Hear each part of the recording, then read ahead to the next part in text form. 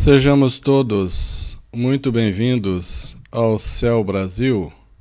Nós estamos estudando a obra de Pietro Baldi já em A Grande Síntese, que é o segundo volume da obra. E estamos no capítulo 84. Capítulo 84 trata do gênio e neurose. Neurose, do grego, significa neuron, nervo, e osis, doença. Então, alguma doença do nervo, alguma doença dos neurônios, isso seria uma neurose. Nesse capítulo, nós vamos continuar e concluir as informações sobre o super-homem. Então, capítulo 84, Gênio e Neurose. Concluiremos a exposição da teoria do super-homem, observando como se manifestou na revolução biológica em forma de gênio, procurando compreender, em seguida, as afinidades que, por conclusões erradas, foram ressaltadas entre seu tipo e a degradação neurótica. É bom observar bem esse capítulo para fazermos a distinção entre gênio e neurose. Gênio, que pode ser o santo, o cientista, e vários outros segmentos em que a pessoa, o ser humano, atingiu um nível de evolução de super-humano. Finalmente, neste capítulo, buscando definir o fenômeno da degradação ou evolução biológica no processo genético do psiquismo. A palavra degradação aparece aqui, mas é mais adequado à evolução. Então, repito, finalmente, buscando definir o fenômeno da evolução biológica no processo da gênese, da origem do psiquismo. Enquanto a mediocridade estacionária para em sua fase em perfeito equilíbrio contra quem tenta novos caminhos, levanta-se todos os assaltos das forças biológicas. Enquanto a mediocridade é a média, aí também aqueles que estão abaixo da média. Então, enquanto a média humana estaciona em sua fase em equilíbrio contra quem tenta novos caminhos, levanta-se todos os assaltos das forças biológicas. O misoneísmo, ou a resistência às alterações, isso é natural.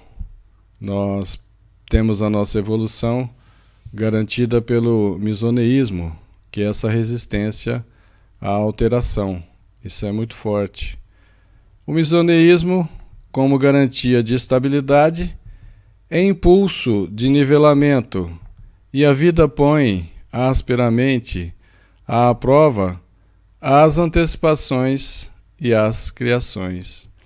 Mesmo com essa resistência à mudança, a vida nos expõe, nos coloca em situações de provas, e também isso vai para as antecipações e as criações, onde surgem os gênios.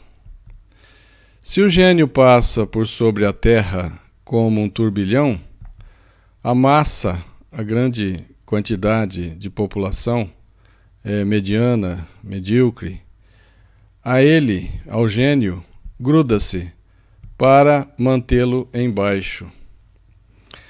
A função do gênio é elevar, ajudar na evolução da coletividade, da evolução da humanidade.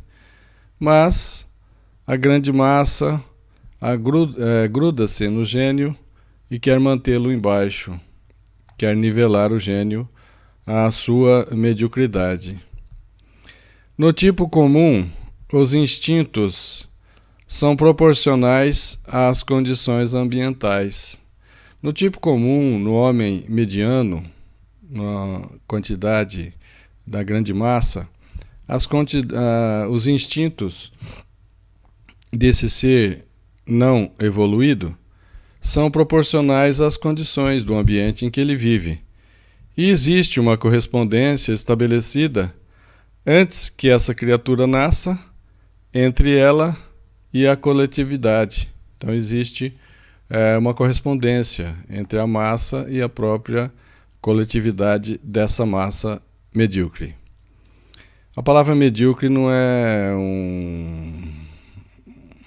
um xingamento, mas é uma palavra que representa a média dessa evolução, né?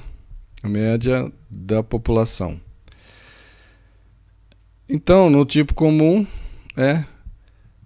estabelece essa correspondência com a coletividade, e a coletividade o espera a criatura, de forma a que já encontre pronto o esforço e sua satisfação. Então, ele se sente em equilíbrio nesse meio, o medíocre com a sua coletividade.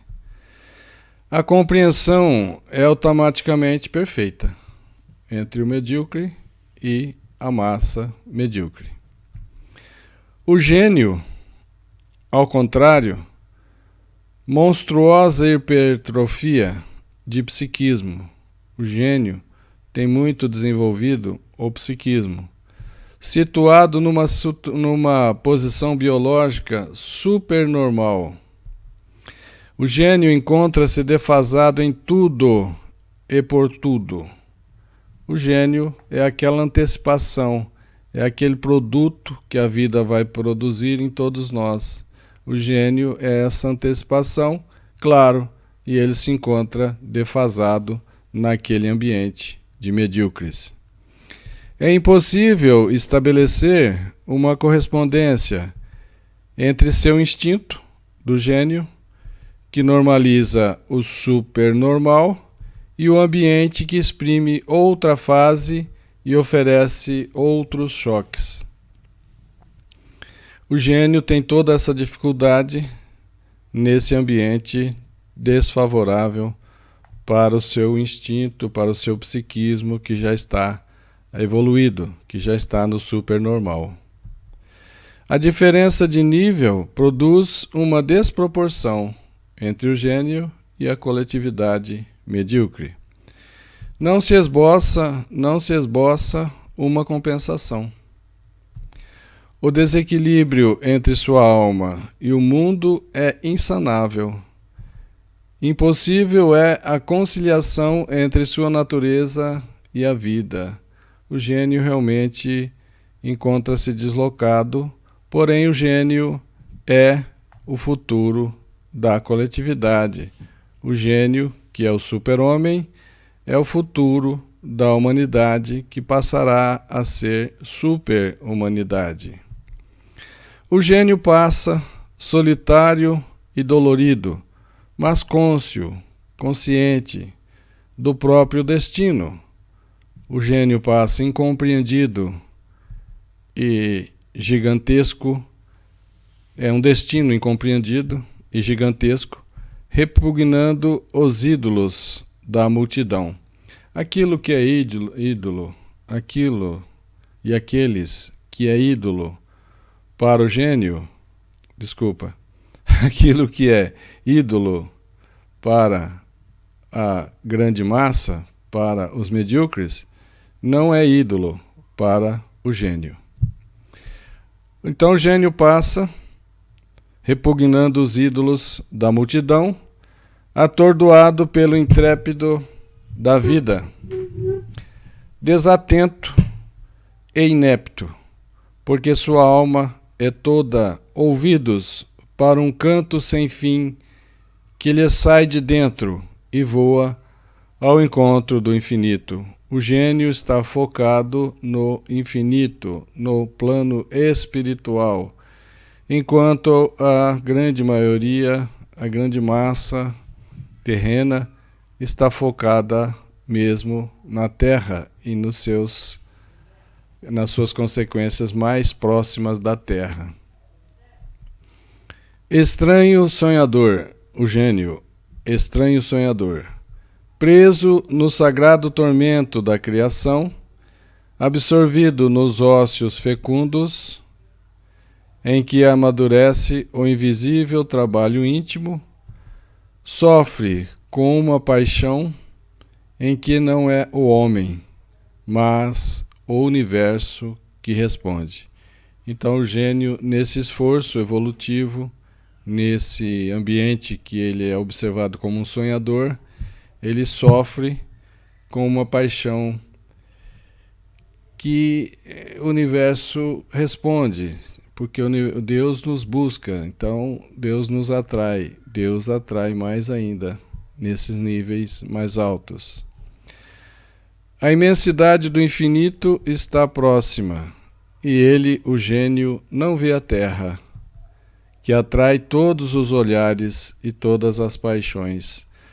Na Terra, nós nos deixamos nos levar pelas sombras, pelas coisas materiais, por essa ilusão, por essa névoa que atordoa os nossos sentidos espirituais. Porém, o gênio não, o gênio está focado nas coisas espirituais.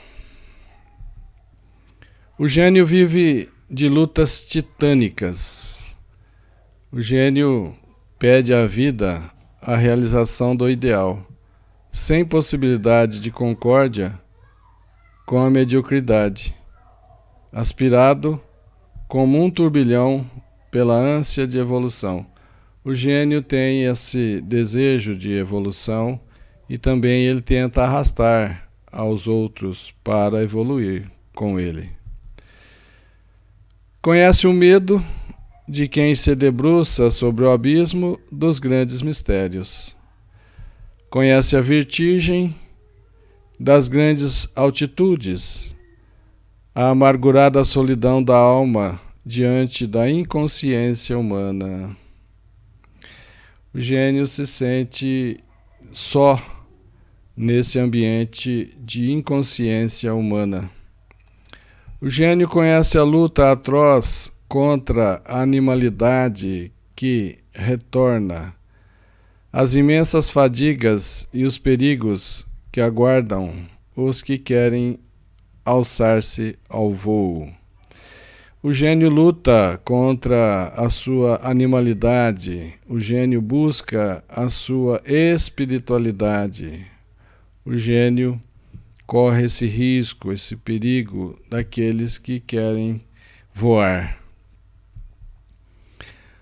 Os cegos olham para o gênio e dizem, é louco.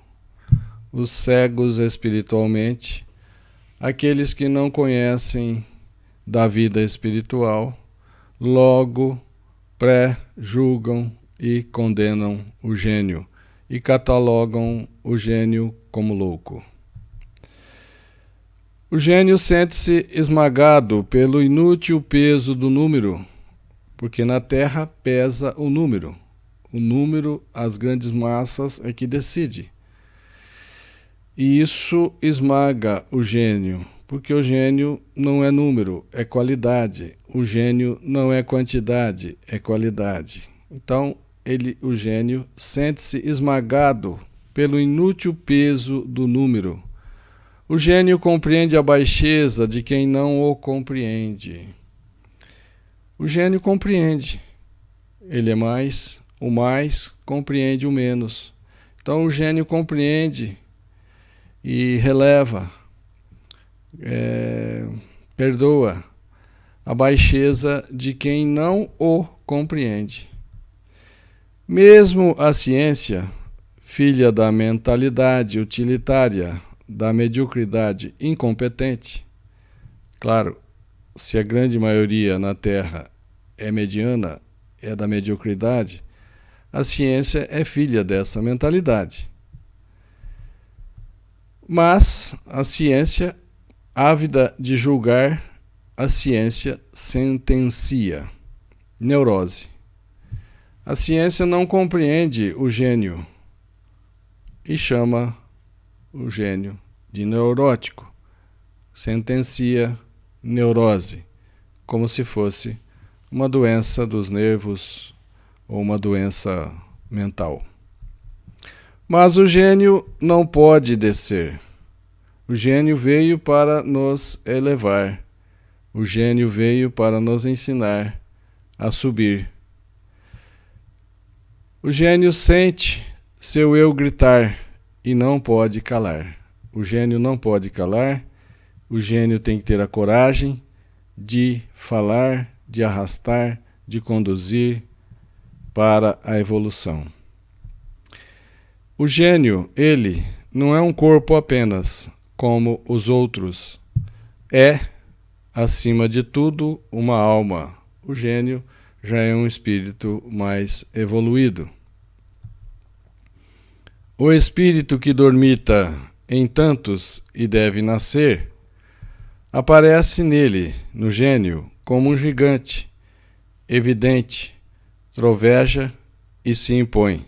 Daí a gente pode lembrar que Jesus disse: o que é nascido da água é água, o que é nascido do espírito é espírito. Nascer da água, reencarnar. Reencarnar tantas vezes quantas forem necessárias para renascer em espírito. E isso vai ocorrer com cada um de nós. Quem poderá compreender suas lutas titânicas? Quem poderá compreender as lutas titânicas do gênio? Só outro gênio. Nós haveremos de compreender quando chegarmos a esse nível de evolução. A humanidade caminha lenta. Não, naquela letra do rock diz: a humanidade, assim caminha a humanidade, a passos de formiga e sem vontade. Assim caminha a humanidade, a passos de formiga e sem vontade. A humanidade caminha lenta, debaixo do esforço da própria evolução. É o esforço mediano, fraco, de boa vontade, de evolução. Por isso, um caminhar lento da humanidade. Ele, o gênio, está à frente e carrega toda a responsabilidade. O gênio arrasta o peso de todos. O gênio tem a responsabilidade de fazer todos evoluírem. A massa, a grande maioria, medíocre, diz anormal. A ciência fala neurose. E o gênio continua firme, decidido, na sua caminhada evolutiva, arrastando aqueles outros que ele conseguir arrastar para a evolução e, consequentemente, para sermos felizes. Aqui eu coloco uma interrogação porque tem frases compridas que a gente só percebe que é uma pergunta lá no final. Então, essa é uma pergunta. Mas, conhece a ciência as relações entre dor e ascensão? A ciência conhece as relações que existem entre dor e evolução espiritual? Não. A ciência se preocupou em estudar a matéria, porque é mais palpável, é mais grosseira essa fase da substância. A ciência também estudou a energia, que é uma fase ainda bastante grosseira da substância. Porém, a ciência estudou pouco o espírito. E o universo contém matéria, energia e espírito. Então a ciência não conhece a relação entre a dor e a evolução espiritual. A ciência não conhece entre doença e gênio. Por isso, a ciência cataloga o gênio como neurótico. Outra pergunta. A ciência conhece os profundos equilíbrios em que se esconde a função biológica do patológico? Não. Outra pergunta. A ciência conhece por quais leis de compensação física e moral funcionam as íntimas harmonias da vida?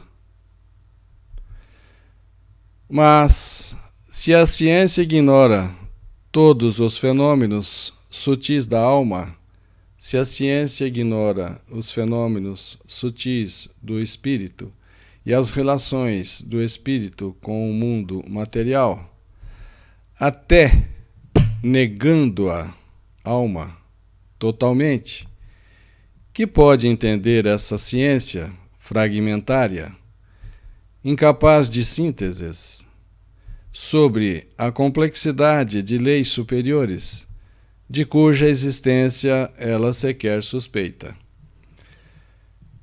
Se a ciência nega o espírito, e se a ciência nega a espiritualidade, o que ela pode contribuir nessas relações de dor e evolução do gênio? A ciência tem, numa comparação grosseira, se fragmentado em vários setores da evolução intelectual, construindo retalhos.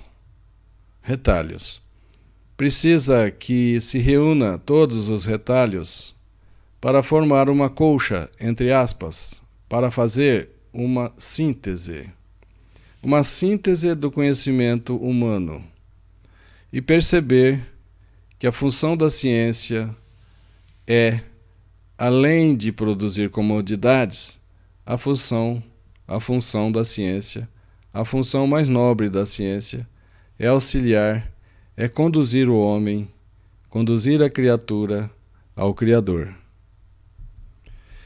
Como pode constranger-se, diminuir o supranormal, a antecipação biológica, que é o supranormal, nos limites do tipo médio? Como nós vamos constranger, diminuir o gênio, que é uma antecipação biológica da evolução? Como nós vamos constranger esse gênio nos limites da grande maioria, da grande massa medíocre? Não é possível. É como colocar a cidade de São Paulo, a capital paulista, dentro de uma cidade do interior do estado de São Paulo. Não cabe. Por que aquele que apresenta o valor mais medíocre deve ser escolhido como modelo humano? Não pode. O modelo humano tem que ser aquele que está acima da média, que está a nível de super-homem. O modelo humano tem que ser aquele que está no nível de gênio e acima de gênio.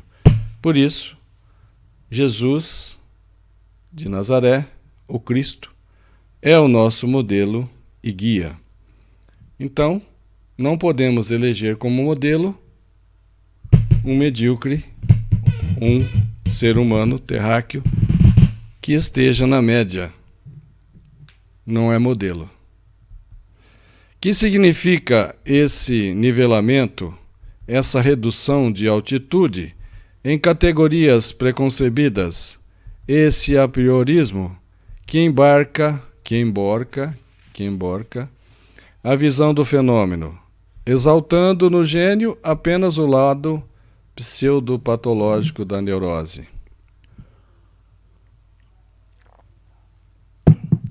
Por que essa tentativa de reduzir o gênio a um neurótico?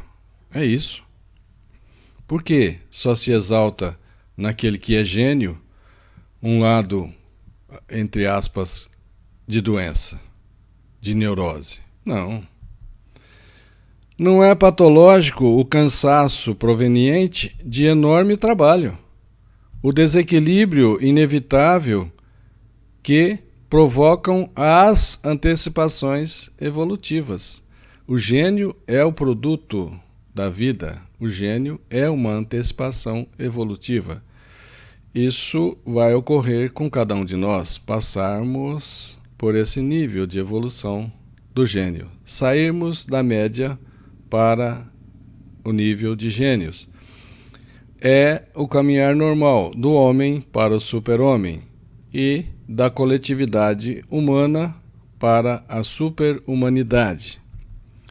O tormento e o esforço das maturações mais altas, a inconciliabilidade inevitável entre o conquistado superpsiquismo e o organismo animal. É inconciliável, né? Esse nível conquistado pelo gênio, que é um superpsiquismo, e o organismo animal do ser humano. Esses caminhos de aperfeiçoamento moral prosseguem e continuam exatamente a evolução orgânica darwiniana. Esses caminhos de evolução, de aperfeiçoamento do psiquismo, eles são a continuidade, a sequência, exatamente, da evolução orgânica de Darwin, de Charles Darwin. Então, que maravilha essa sequência da evolução das espécies, passando por essa classificação de Charles Darwin. Porém, não para aí. O que Charles Darwin não viu é que isso é o produto, é a exteriorização da evolução do psiquismo. E, mais que isso, nessa escalada evolutiva, o homem não é o topo. Surge o super-homem. Então, esta explicação de A Sua Voz em A Grande Síntese está mostrando que a evolução se dá no psiquismo e o psiquismo se exterioriza nas formas que Charles Darwin viu. E mais, e continua para a fase de super-homem, para a fase espiritual. E a ciência que compreendeu a evolução darwiniana, deveria, por coerência, compreender a outra, a evolução do psiquismo, do vegetal ao animal, ao hominal e ao angelical. É lei de equilíbrio natural que qualquer hipertrofia, como também qualquer atrofia, seja compensada.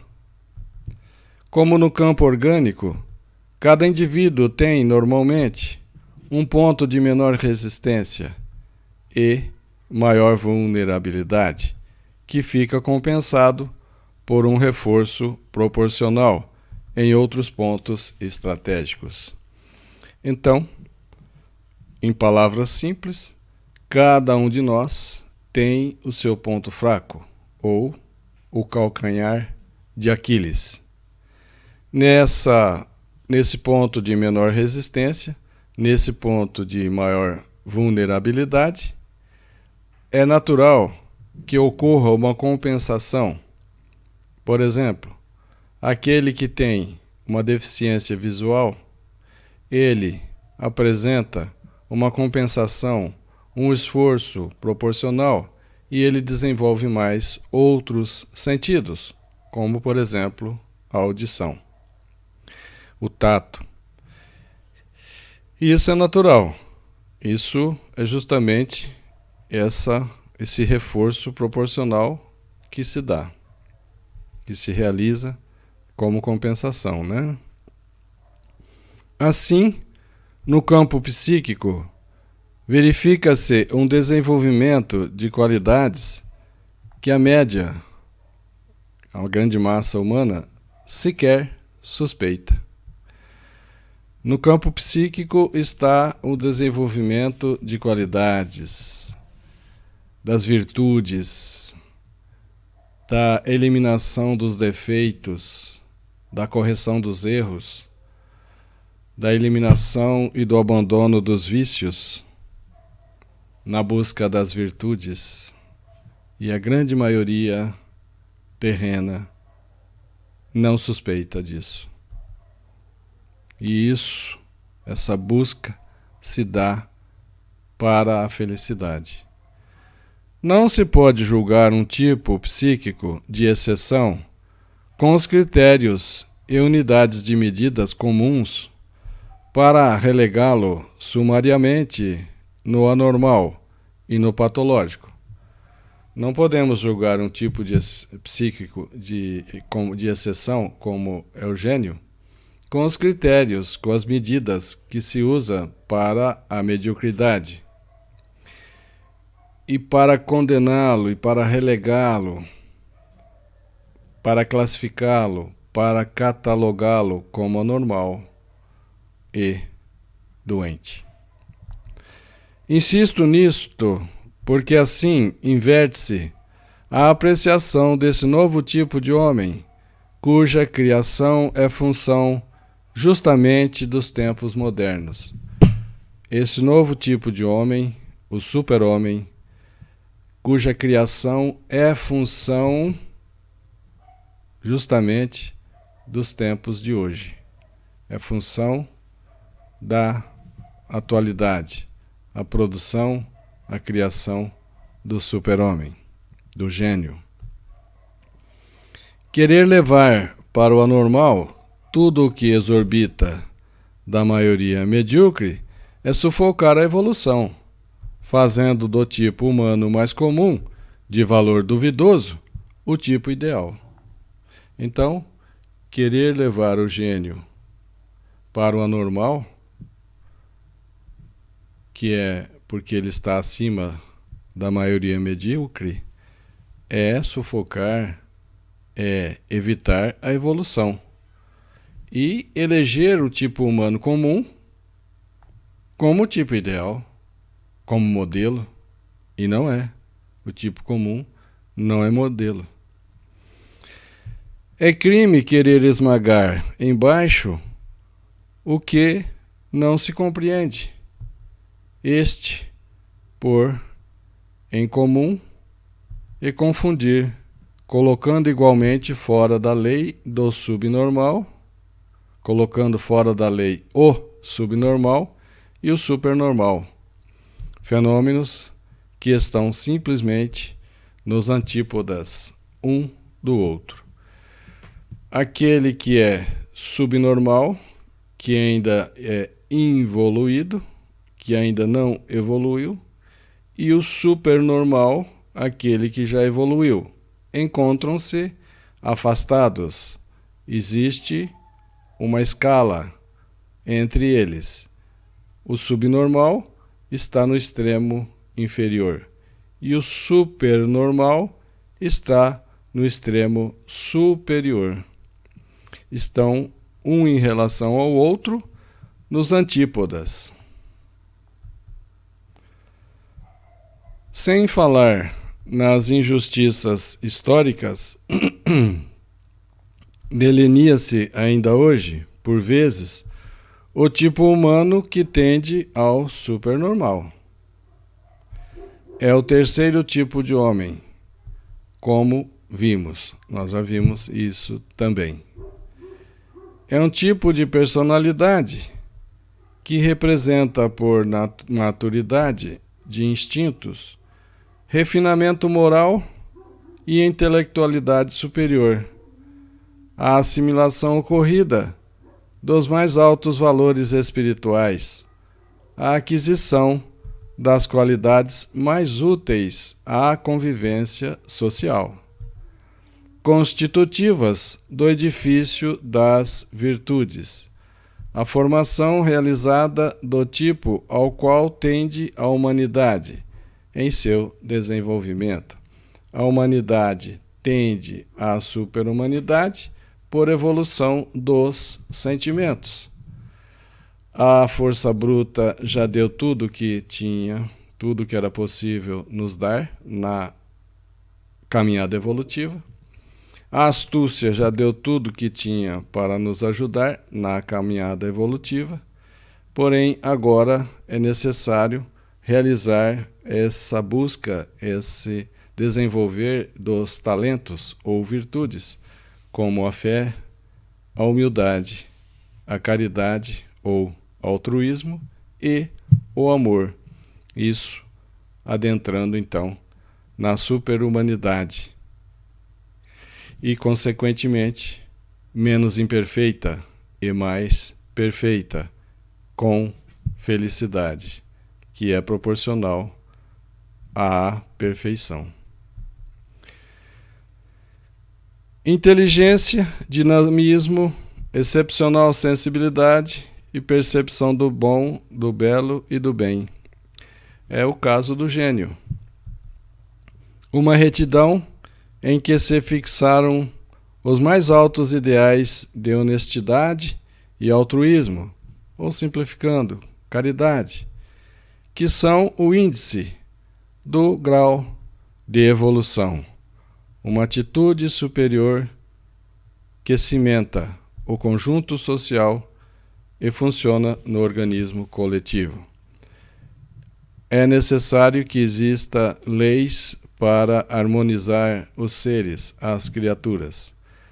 Deus criou uma lei tão sábia, capaz de harmonizar infinitas criaturas. Deus criou uma lei capaz de harmonizar infinitos filhos, que é a lei de amor.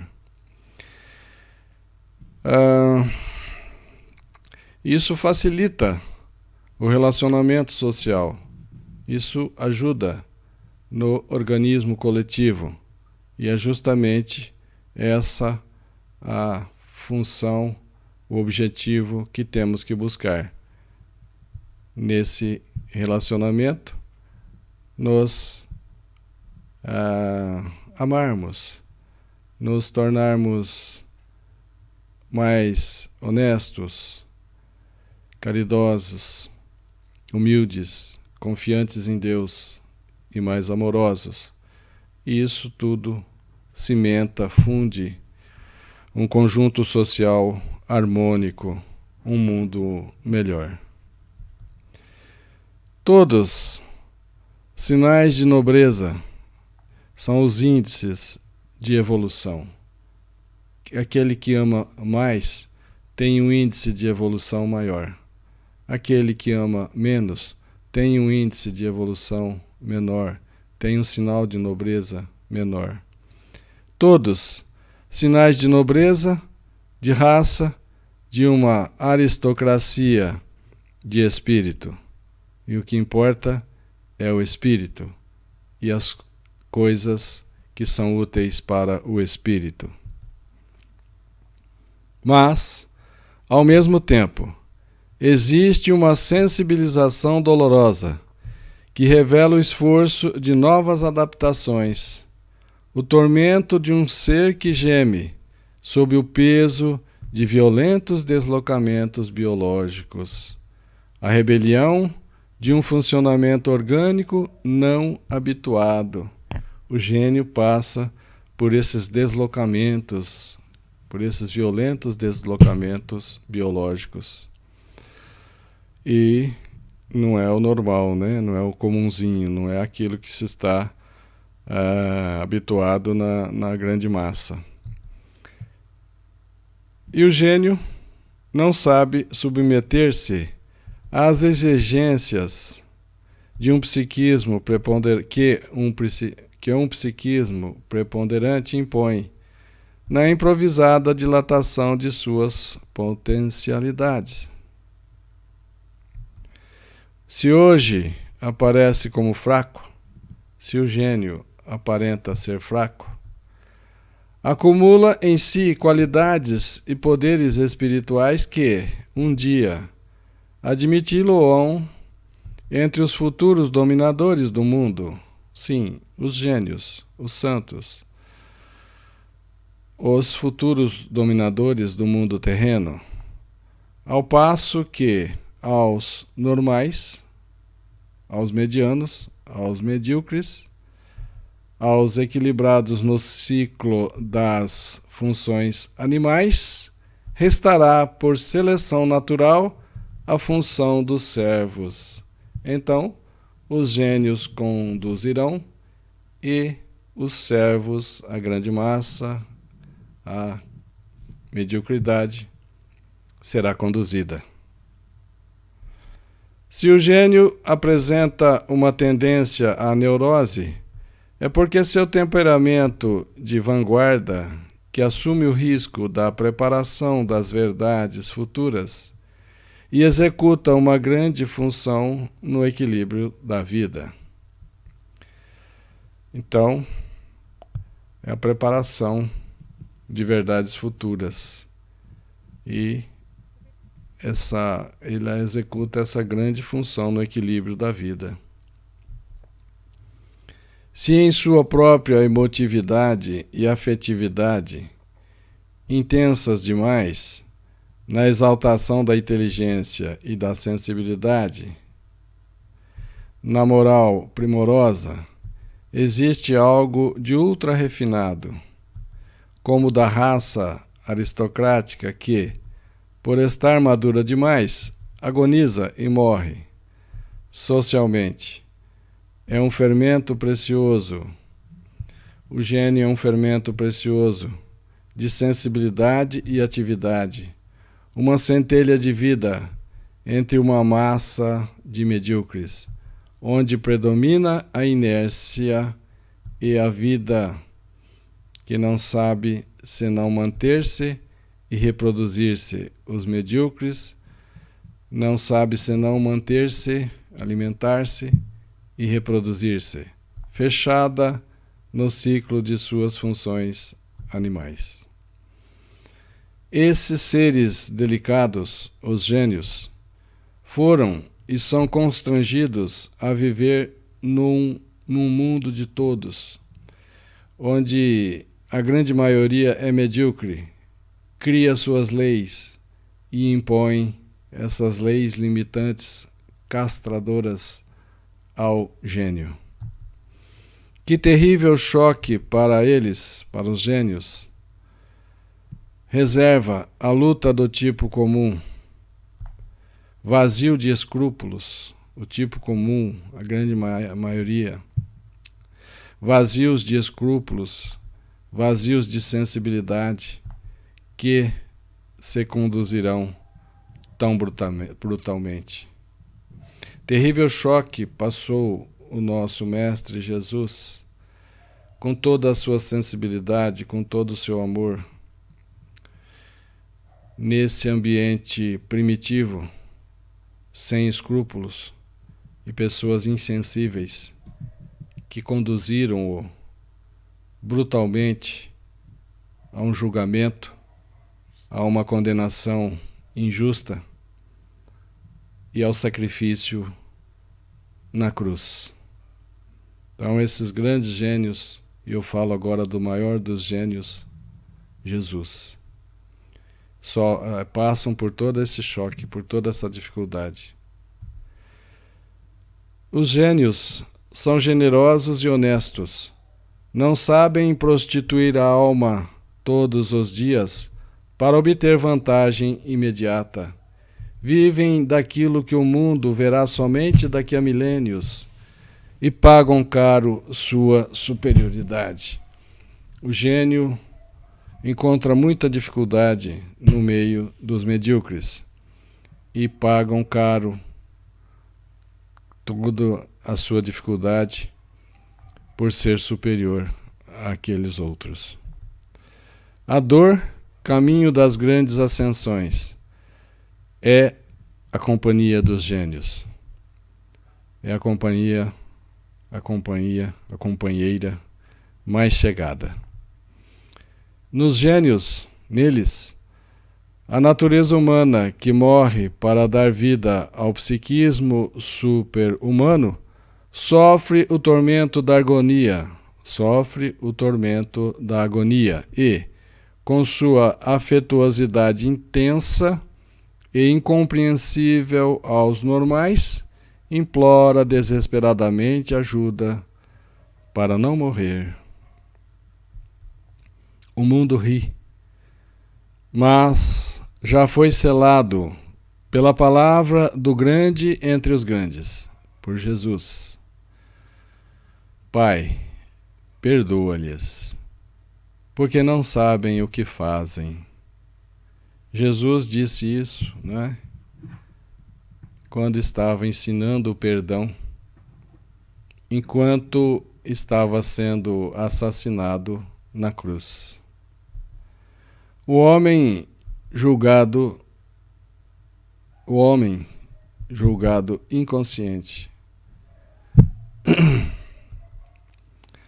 Triste herança a normalidade. Tanto maior é o espírito, mais forte ele sabe bater a dor para a sua ascensão. Quanto mais forte, mais evoluído o espírito, mais ele sabe lidar e bater a dor para a sua evolução.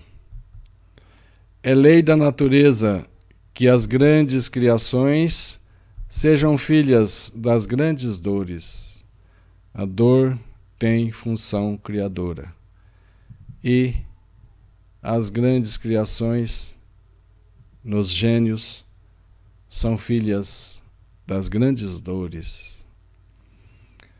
Que o processo das criações biológicas mais fecundas seja mais trabalhoso, mais cheio de esforços. Existe trabalho mais forte que o de vencer a inércia biológica e superar o atavismo, o impulso de forças milenares?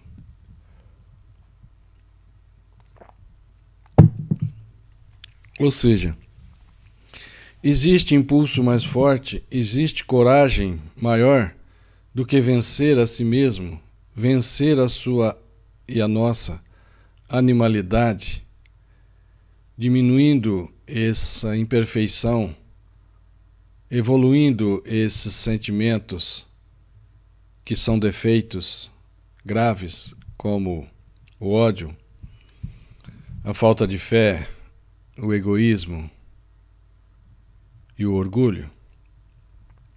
É um trabalho gigantesco para conquistarmos a fé, a humildade, a caridade e o amor. É bem grave para quem vive neste mundo terreno e com esses labores ter de acrescentar à luta exterior de todos a tensão dessas grandes guerras interiores e conter no centro de si mesmo não um cérebro aliado e amigo que ajude na conquista material, mas um cérebro com objetivos diferentes. Não acompanha, mas agride a vida. Transforma-lhe o trabalho, complica-lhe os obstáculos, aumenta o sofrimento e acrescenta as dificuldades do mundo exterior, o enorme peso do drama interior, que por si só já é suficiente para esmagar o homem comum. O gênio tem duas dificuldades: do mundo exterior, ou seja, daqueles que querem segurá-lo embaixo, daqueles medíocres que querem atrapalhar a sua caminhada evolutiva, e tem a grande dificuldade do mundo interior, em que o gênio está superando a animalidade, buscando a espiritualização. Que tremendo problema se tornará uma vida assim traçada, suspensa entre a luta exterior com os medíocres que impõem a lei porque são maioria, e a luta interior, vencendo a si mesmo, vencendo a animalidade para espiritualizar-se. Ambas lutas sem trégua, sem descanso, sem pausa. O deslocamento das aspirações humanas e o emborcamento dos valores comuns isola e vergasta. Existe um emborcamento de valores. O que tem valor no céu não é valorizado na terra. E o que tem valor na terra não tem valor no céu, no plano espiritual. A realidade sensória insulta o sacrifício.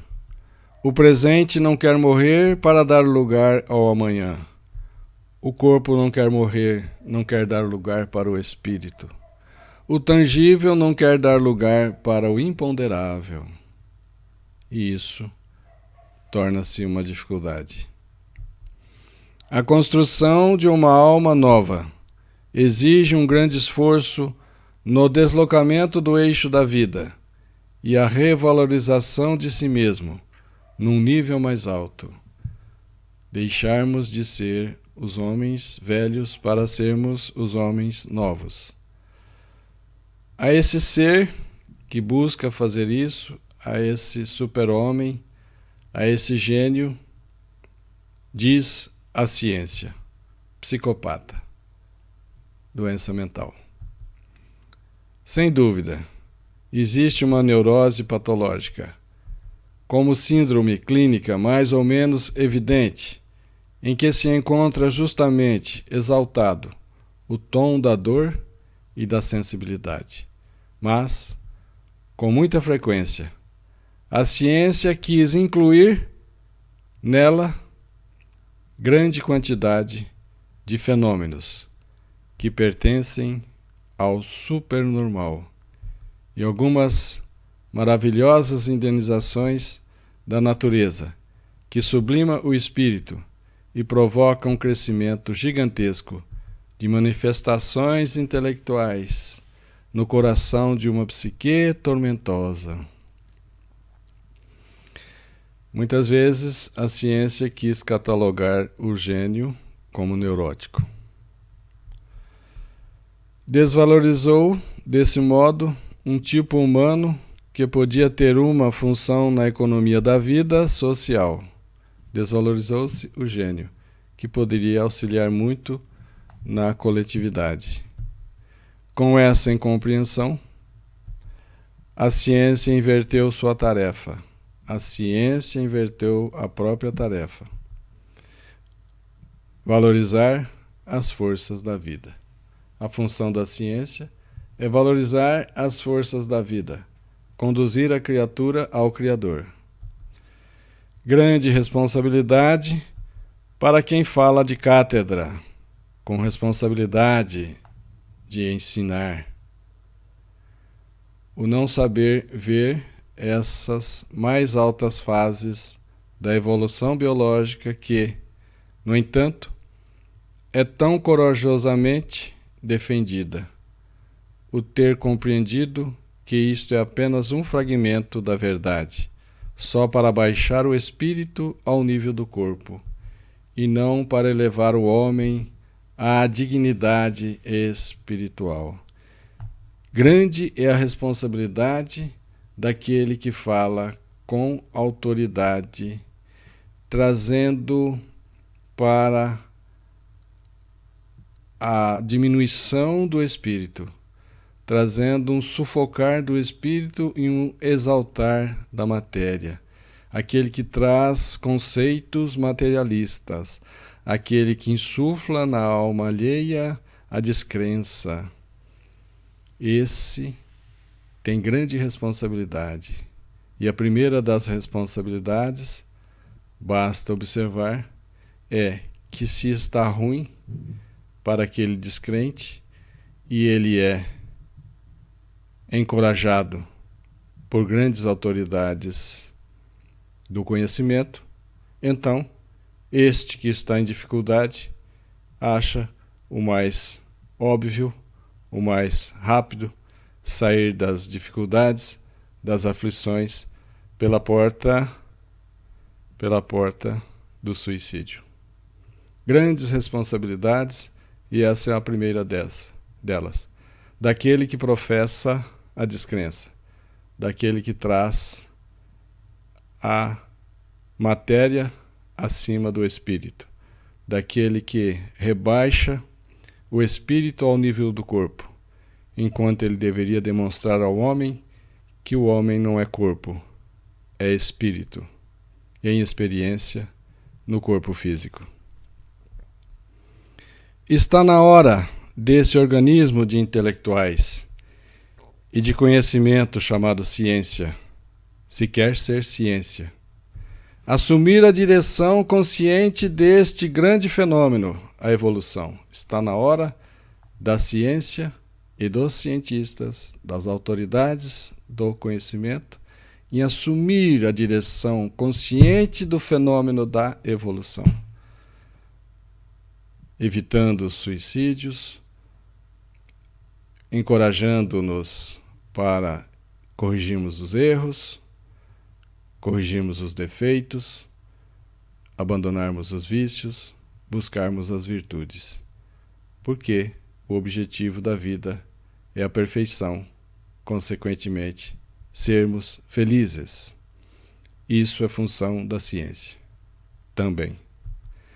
Ao invés de perder-se em rivalidades estéreis de domínio, ao invés da ciência se perder em rivalidades estéreis de domínio, assumir a direção da seleção humana. Função da ciência, educar o homem para uma consciência eugenética, um melhoramento genético e espiritual, criando a qualidade antes da quantidade. A quantidade nunca substitui a qualidade. Por mais pessoas que você reúna de evolução mediana, essa quantidade não substitui a qualidade do homem de gênio, do super-homem. Subir para a direção inteligente das forças naturais, onde reside a premissa da felicidade do indivíduo e da raça, da coletividade. Aprendei a compreender a vida como uma imigração que vem do além, purgando o ambiente espiritual, a Terra se tornará automaticamente inabitável para os seres involuídos. Isso nos faz lembrar Jesus quando disse: bem-aventurados os brandos e pacíficos, porque eles herdarão a terra. Ou seja, felizes os pacíficos, os brandos, porque eles terão o direito, alcançarão a oportunidade de continuar reencarnando na terra, enquanto os involuídos, agitados, violentos, serão transferidos para mundos onde eles se sentirão em casa. Com todo o cuidado, serão transferidos para mundos onde eles se sentirão em casa. Deus promove isso. Os destinos mais atrozes permanecerão espontaneamente nos mundos inferiores. Serão transferidos para mundos inferiores. Indispensável se faz uma profilaxia, uma higiene moral, contra tudo o que é coletivamente antivital, tudo o que está contra a vida. É como Jesus disse: toda planta que meu Pai não plantou será arrancada pela raiz. Somente uma consciência das distantes vantagens da raça, um altruísmo ponderado e consciente podem atenuar progressivamente a patogênese que nenhuma terapêutica posteriori poderá corrigir. Se a dor pode ser redenção, e é, nem por isso se devem semear as causas das dores. Não buscar sofrimentos voluntários. O dia a dia nos traz a sua cota. Façamos um dia depois do outro, sem buscar sofrimentos voluntários, nem ser causador de sofrimentos aos outros. Que a ciência conquiste o conceito científico de virtude. Que a ciência compreenda o conceito científico de virtude, de humildade, de caridade, de fé, de amor. Que a ciência embeleze-se e, ao mesmo tempo, delineie sua figura racional. Quando o supertipo biológico aparecer esporadicamente, não o considere elemento antivital, mas lhe ajude o transformismo. Que a ciência estenda a mão benévola aos seres que sofrem e lutam sozinhos para a criação de uma raça nova. Que a ciência contribua com os gênios. Que a ciência valorize esses recursos que podem ser da maior importância para a progressiva domesticação da besta humana. Quando não bastarem as religiões e leis para arrancar-lhe a ferocidade. Quando não bastar os ensinamentos religiosos. Quando não bastar os exemplos vividos, ensinados por Cristo, Jesus de Nazaré, que a ciência ajude nessa domesticação da besta humana. A classe daqueles que pensam em todos os campos tem o dever de guiar o mundo, o dever de executar a própria função de central psíquica do organismo coletivo, o dever de tornar-se intérprete da lei e o dever de indicar o caminho para que a sociedade e seus dirigentes saibam e sigam. Se não for secundada a explosão das paixões que trazem o bem, a fé e a coragem, se não compreender-se quem guia o homem no áspero caminho de suas ascensões, se não acatar-se tudo o que cimenta a convivência social, que fareis em nome da civilização e do progresso, para que os ideais não sejam sonhos. Daí a diferença de um gênio com um neurótico. E isso tudo em benefício da criatura e em benefício da coletividade, da humanidade. Então é necessário que nós provemos, mostremos sim que é possível viver a lei de amor num ambiente como a Terra, que é um mundo ainda de expiações e provas, passando pelo nível aí de já para mundos de regeneração. Nessa fase de transição, e é necessário que a gente se esforce para que esses ideais, para que essa busca da perfeição, para que essa busca da felicidade seja real, seja verdadeira e não tida, observada como sonhos, como utopia, pois que é uma grande realidade, é uma fatalidade que cada um de nós, homens, se transformarão em super-homens. É uma realidade, é uma fatalidade, em que a humanidade se transformará na super-humanidade. É uma fatalidade que nós seremos felizes. Muito obrigado pela tolerância, pela paciência, pela concordância em estudarmos juntos a obra de Pietro Baldi. Já em A Grande Síntese, estamos no capítulo 84. Na próxima sexta-feira, às 19 horas, faremos o capítulo 85. E assim, faltam 15 capítulos para que nós terminemos a grande obra, para que nós terminemos de estudar a grande obra, a grande síntese. Muita paz a todos.